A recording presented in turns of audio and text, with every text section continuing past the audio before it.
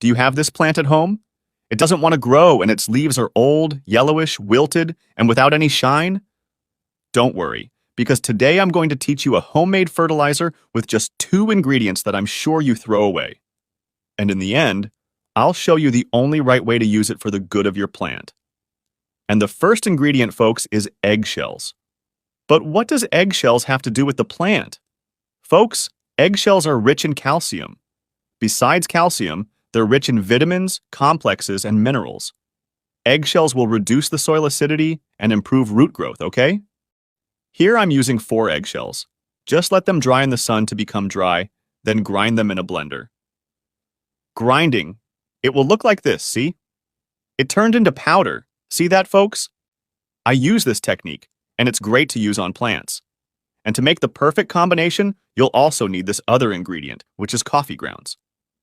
Folks, coffee grounds contain nitrogen, which is responsible for the growth and development of the roots, stems, and leaves of your plant. In other words, after making coffee without sugar, it must be without sugar, okay? Then you separate this powder left in the strainer. Take 3 tablespoons and a liter of water, okay? After that, it will look like this, see? And it's ready. So there are 2 incredible, wonderful ingredients with absurd power for your plant, especially for the Zamioculcas. Now, folks, what do you need to do? Take the eggshells, only 2 tablespoons, and spread them around your pot. Since this pot of mine is medium-sized, I use 2 to 3 tablespoons. If your pot is small, use only 1 spoon.